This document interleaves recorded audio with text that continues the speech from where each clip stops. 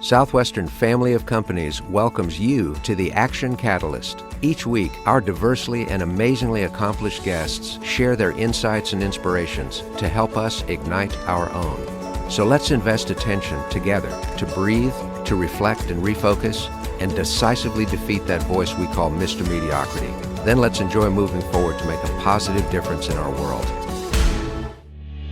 This episode is sponsored by Southwestern Coaching. Southwestern Coaching has helped over 12,000 people increase their incomes by over 25% on average.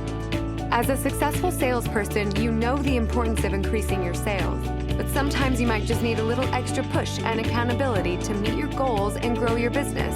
Southwestern Coaching will help you increase your income through one-on-one sales and leadership coaching tailored specifically to your needs.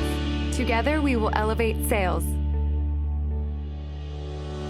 If you're looking for a change or looking to get a start, there's a place for you at the Southwestern Family of Companies. We invest in our employees, using industry best practices to help you refine your skills, take control of your vision, and build your own independent business. We build principle-guided businesses by recruiting purpose-driven people. And if that sounds like you, we'd love to talk. Head to southwestern.com and click on Opportunities to review our mission, learn about our culture, and see how a place at the Southwestern Family of Companies can help you create impact in your career and the world. Today's guest is actor, comedian, and entrepreneur Michael Stein. His acting credits include such Oscar-winning films as La La Land and Boogie Nights, and the company he founded with zero money has gone on to see revenues of over $100 million. Among his other accomplishments, Michael is also the host of Long Shot Leaders podcast. We hope you enjoy Dan Moore's talk with Michael Stein. Well, Michael Stein, welcome to the Action Catalyst. It is great to have you on today. Oh, thank you so much. Glad to be here. Well, I read over your bio, and I've decided in addition to all the other achievements, you have the ability to inhabit multiple personalities in one body. Yeah, everybody's got sub-personalities, right? And I guess I'm no stranger. So I've learned to adopt those sub-personalities and not let those lines limit me, I guess. It's truly amazing, from entrepreneur to actor to producer to director to facilitator of other people's success to coach, creative personality, comedian, so many things you've accomplished in your life. It's incredible. And we're so glad you're on the show today. One of the whole purposes of what we do is to try to inspire people's own excitement about life, excitement about their own potential.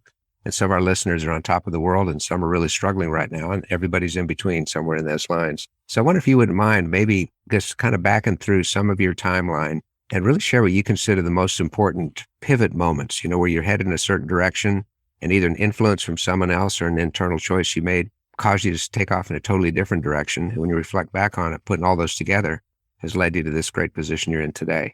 Great question. I guess I got to start with a little bit of my backstory. My grandmother escaped the Russian concentration camps on her way to America.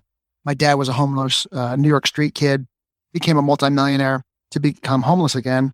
I was born premature, health issues, learning disabilities. Didn't know what it was back then, but I was put in a special school at UCLA called Fernald School for about 6 months. ADHD, ADD, dyslexia, health issues. Really didn't have any success, other than, making people laugh. As a basket case, for all intents and purposes, until I was like 9 or 10 years old, like most kids. And I saw the movie Rocky and I was super inspired. And I saw a guy like me. He wasn't physically fit. He was funny, but he didn't succeed, but he kept on getting back up and trying. And I said, there's a guy like me. The only difference is between this guy and myself is that he's physically fit. So I made that my cause celeb, every day since then. And by the time I was 16, I was a physical fitness trainer. And I, was known as successful at those two things. And I said, well, the success is going to be just something that I could just work on like a muscle. I decided to become a nightclub promoter because I did stand-up comedy for the first time when I was 19. Brought a lot of people in there. I said, I could do this with nightclubs. Within 6 months after that, I became the #1 nightclub promoter in Los Angeles, my age bracket. And I started to say, okay, that was started my entrepreneurial journey, really. And I've had so many successes and failures since that day. When I became a nightclub promoter, it segued into me, my first acting role playing Dirk Diggler in the Dirk Diggler story, which became the movie Boogie Nights, which I appear in as well. That started my filmmaking. Then through winning awards, that started my entrepreneurial career. So all these successes and failures and the ebb and flow of that, those were all success I've had, if that answers your question. Oh, it's unbelievable. There's so much life you packed into the last couple of moments. Have you ever met Sly Stallone? No, I would love to. I met Arnold Schwarzenegger once, and that was like a great experience. But, of all the people that I really should meet, I would like to meet him one day, yes. Well, because I can tell you're grateful for that immense impact that film had in your life. And in some ways, what he did as an actor, insisting that he be the one to act in that film when they wanted other people to be in the film, he insisted it be him or it wouldn't be made, showed that belief in him. And that was his one shot, just like taking on Apollo Creed. Now, you alluded a moment ago, you've had this 22-year trajectory of great success. And what I love about it, it's not only in a business that nobody really thinks about, being in the business of tarps, tarpaulins, but also how many you have donated and given away to worthy causes to help people in difficult times. Have you always had this sense of giving back? And where does that come from? The way that started was I always had a soft spot for the homeless because my great-grandparents were homeless when they first got here. My dad, he was put in an orphanage when he was 8 years old, and then he ran away and he was homeless. So I always had a connection towards people that were homeless.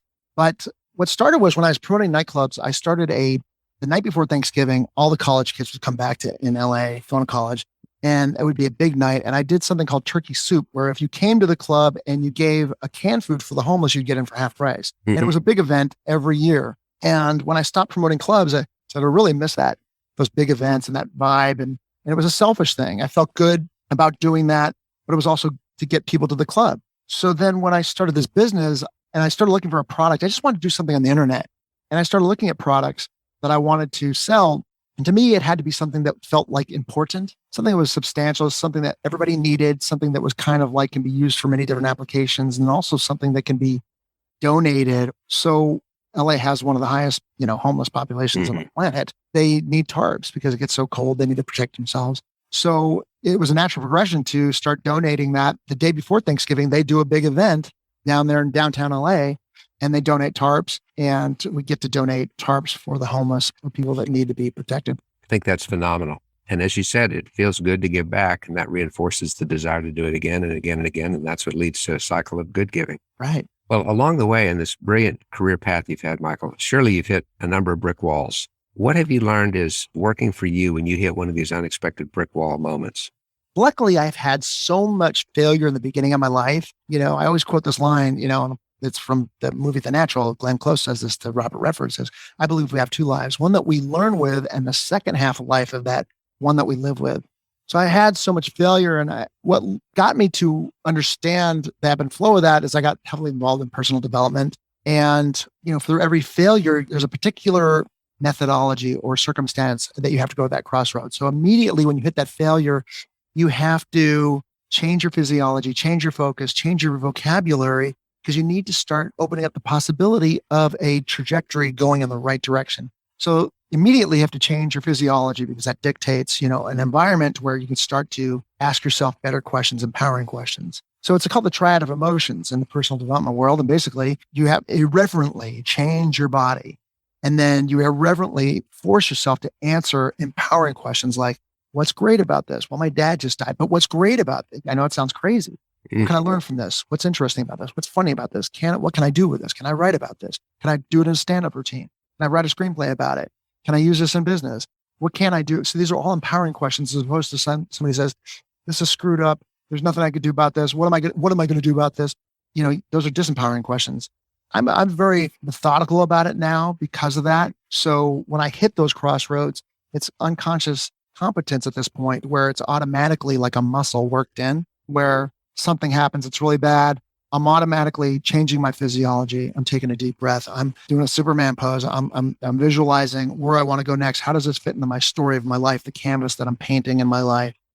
So that's where I go automatically. Right. Now, how do you avoid the sense of complacency? How do you keep yourself growing? Well, growth is naturally, it's one of the 6 human needs, right? So certainty, uncertainty, significance, growth, contribution, and love, right? So growth is really important. If I told you, you're going to do the same thing every day, you're not going to, progress, but you're just going to do the same thing every single day, and you're never going to get beyond this point. You'd be really miserable. You want to have some type of level of growth. So I visualize a story at the end of this canvas that we're painting for a movie. I'm directing a movie. The movie is my life, what kind of father I want to be, what kind of husband I want to be, what kind of business person I want to be, what kind of morals do I want to have, what kind of decisions I want to make every day, how do I want my health to look, all those questions. So I'm constantly working towards a goal, a SMART goal, right? It's got to be specific, measurable, attainable, relevant, and time bound. So I'm constantly working towards that goal to get towards where I want to go. Mm-hmm.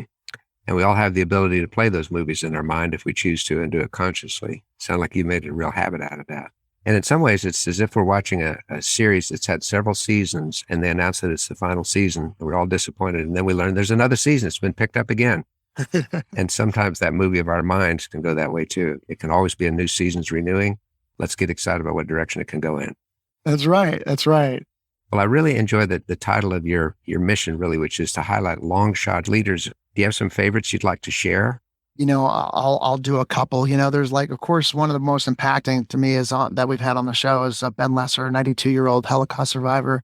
He became a successful businessman and author. Seeing that, long-term trajectory of success out of the bowels of utter hell was really the biggest arc I could think of.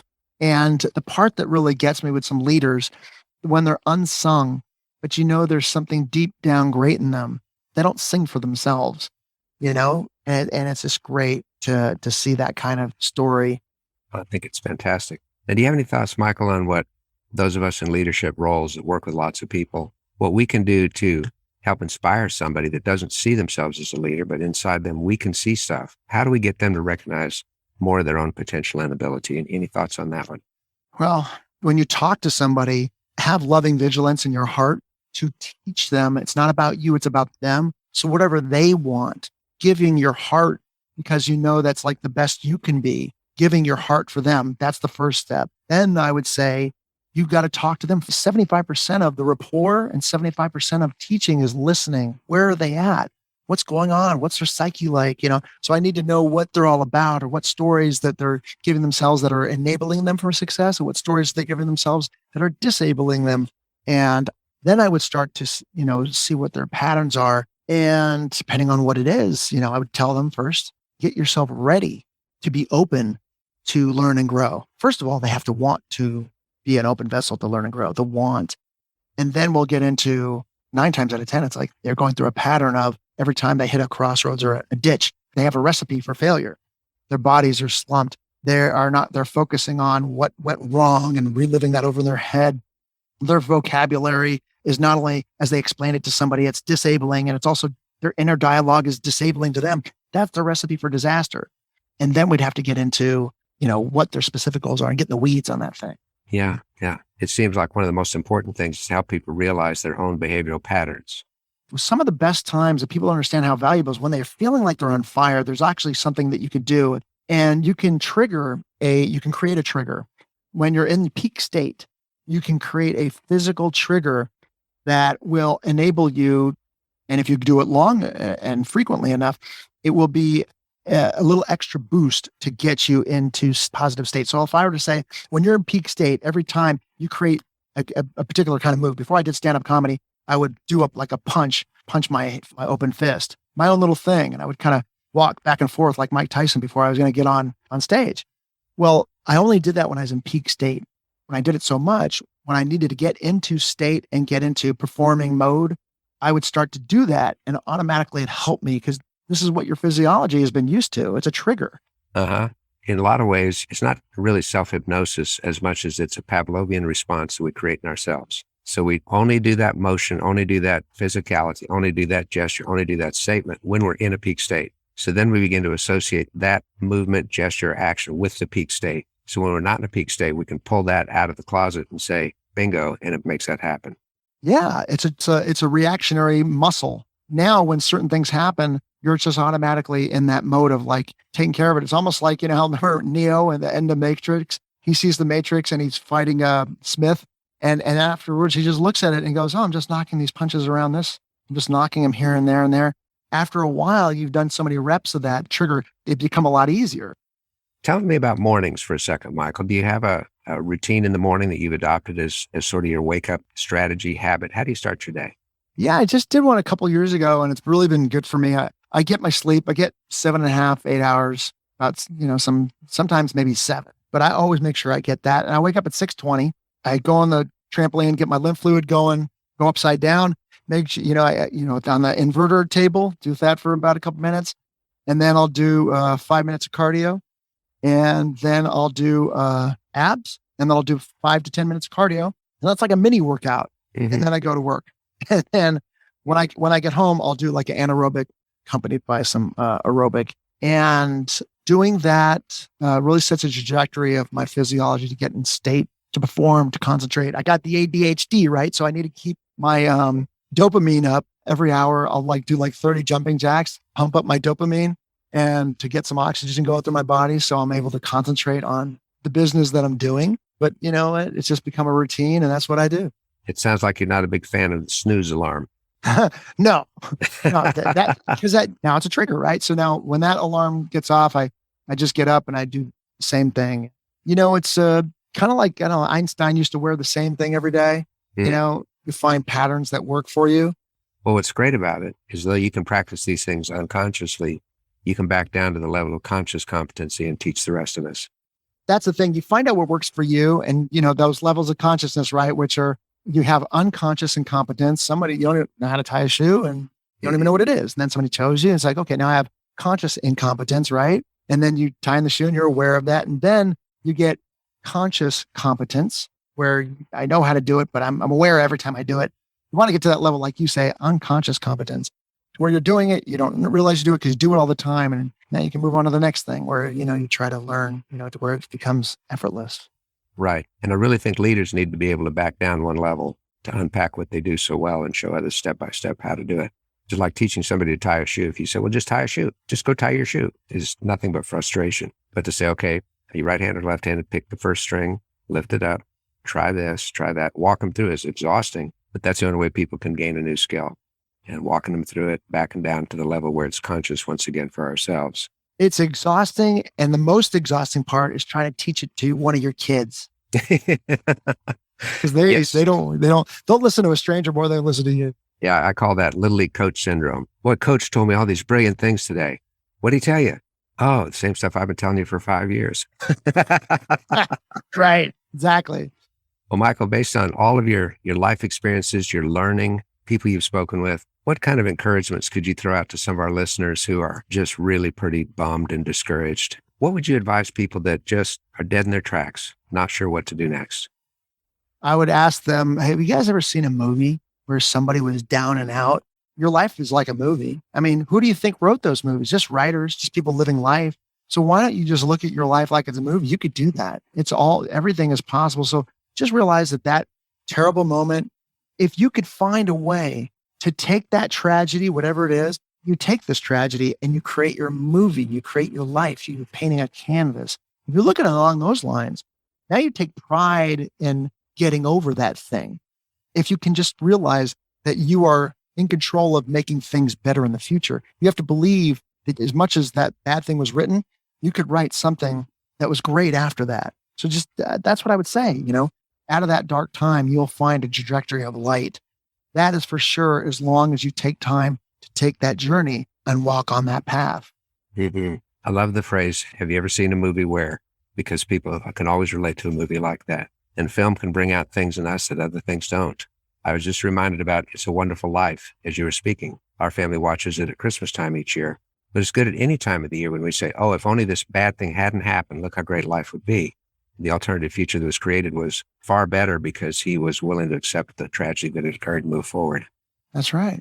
Frank Capra was, he knew that movie came out at a very particular time when people needed that. I think it was after World War II, right? But that's the thing, and a lot of people, you'll tell them, this is where you could rewrite the story. Don't you guys, doesn't everybody like a good story inspired by that low point? This is your story and you could rewrite it, believe it or not, no matter if you're 9 or 90, you could rewrite that story and it could be wonderful. I like that, 9 or 90. I work with college students and I often tell them your future you is looking back at you right now. And the future you is either thanking you for the choices you're making today or it's shaking its head saying, why on earth did you do that? Because we always have a future self that we want to please. And it starts with what we do right now. Yeah, that's a good one. Michael, this has been a very rapid presentation, a very rapid interview, but I'm encouraged and uplifted. You reminded me about physiology. It's so good. I've been breathing more deeply as a result of this, getting my own movie playing in better directions than it has been. And it's been pretty darn good. So it's wonderful to have this inspiration and acceleration from you. Oh, that's nice. Well, I'm sure you do it already, but it's just, we're all in this together, right? We're all doing the same stuff. I think that the gift that I have has been, I've failed so much that once I realized that, you just don't try to be anything you're not. You open up the doors towards your embarrassment, and you have to do that especially when you're a comedian. That it helps you with everything else in your life, and that's why I do the podcast. I knew if I was going to do a podcast, it would have to be, you write what you know. So I knew a podcast would have to be the same way, and that's why I tell these stories, and that's, I guess, why we're talking about it today. Yeah, absolutely. Well, you share from the heart. And we are so grateful for that. And I know our listeners are as well. Michael Stein, thank you so much for contributing so vitally to the Action Catalyst. Thank you so much. A pleasure. If you enjoy this podcast, please make sure to subscribe. To stay updated on everything that the Action Catalyst is up to, make sure to follow us on Facebook and Instagram at Action Catalyst Podcast and Twitter at Catalyst_Action. Thanks for listening.